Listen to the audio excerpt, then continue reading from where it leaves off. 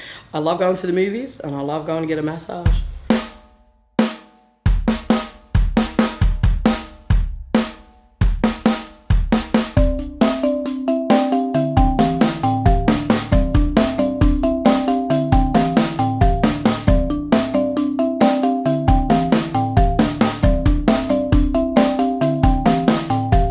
Hi, my name is Dotty Bamblett. I'm a Wajiri, Yorta Yorta, Kunji Chamara and Jaja Wrong woman. I come from a family of 5 with 2 cousins, which makes it 7. My mum raised my 2 cousins because her sister, which is their mum, passed away. In Aboriginal culture, we have a thing called Aboriginal kingship. My auntie's children are my brothers and sisters, so my mum's sisters are my mother's.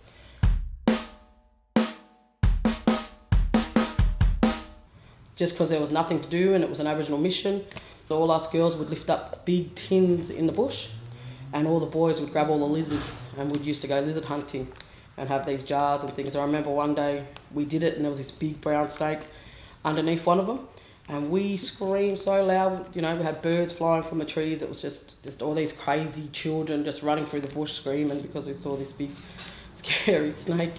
And again, like, I was thinking, there's no way I'd let my kids do that. You know, how careless back then was. A memory that I do have, and I think it's one of my favourites, is having Christmas with my grandmother on the banks of a river. On the river banks in tents and a fireplace and a black and white TV. I remember asking my grandmother, how would Santa know where we are?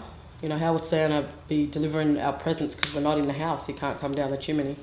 And my grandmother said to me that he's coming in a boat, that he'll bring the presents riding on a boat down the river. And I thought, yeah, okay, I'll accept that answer. And I remember taking it and I was really proud about it, excited that he's going to come in on a boat with all my presents. And then I remember going to sleep and waking up and all the presents were there. Yes, and just thinking, wow, Santa found me in this whole world, you know, on the riverbank in a bush, and that he's delivered all my presents.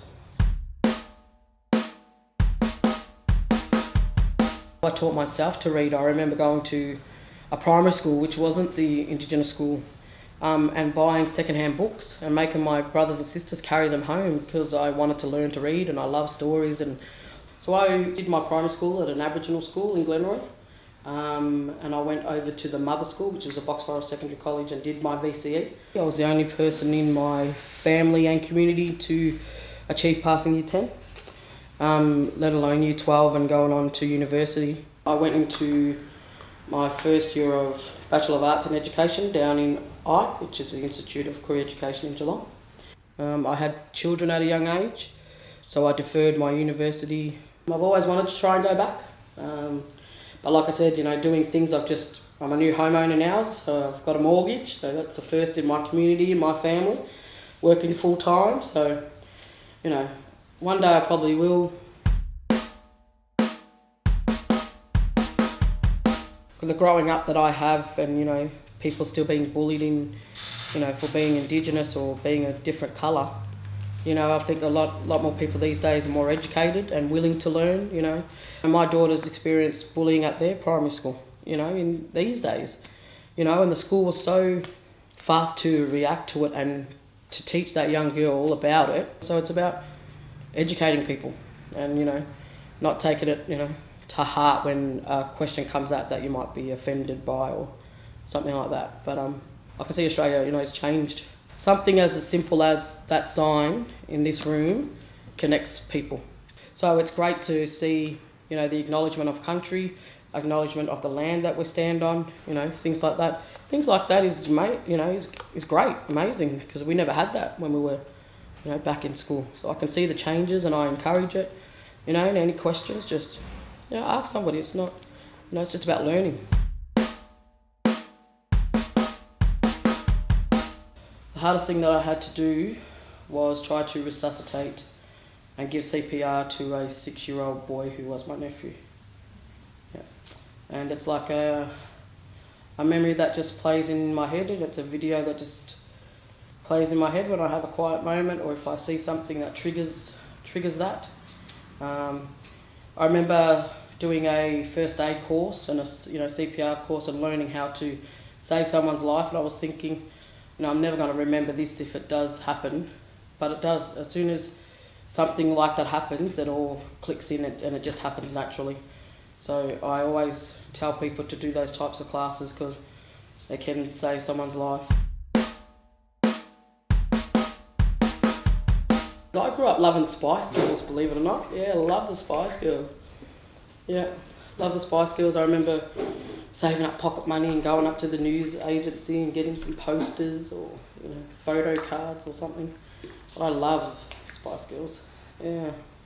And then as I grew older, I just got more into the hip hop and R&B and, you know, the old Tupac or Eazy-E and Ice Cube or NWA, you know. So when those movies come out and the music came back, I loved it. You know, the kids are thinking, oh, how do you know these words? You know, because to them it's all modern, but for us it's all old school, you know, so.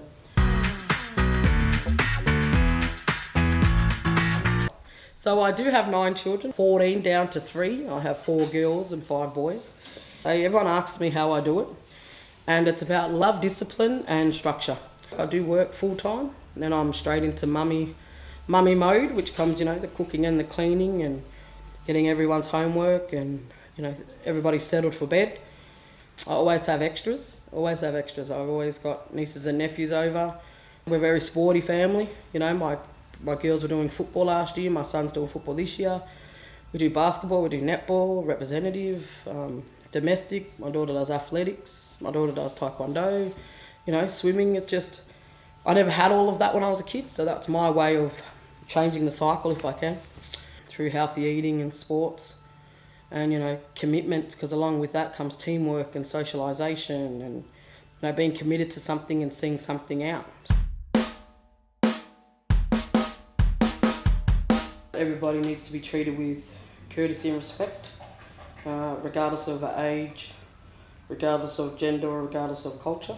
I remember one memory as a kid growing up was coming from a poor family, a large family, always had extended family living with us. My parents had calculated the amount of wheat bix that everybody had to get, and as a young person I was quite a large person and loved my food. So instead of everybody equally getting 2 wheat bix, I snuck in an extra one and got 3 wheat bix, which that meant that somebody then had only 1 wheat bix for breakfast. So it's something I like to always remember, and I remind my kids of it. That, you know, it doesn't matter how large your family is, it's all about sharing and, you know, being equal with everybody and everybody gets the same. So.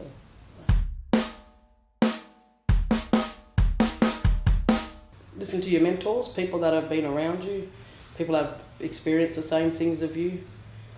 Try and make your life better. I've had a lot of mentors and a lot of Aboriginal and non-Aboriginal people that I've looked up to. You know, teachers when I was growing up, community people growing up. You know, I raised my kids so they've got a better upbringing than what I did. You know, and I'm that person now for everybody that they look up to. Organised chaos, I call it. Organised chaos.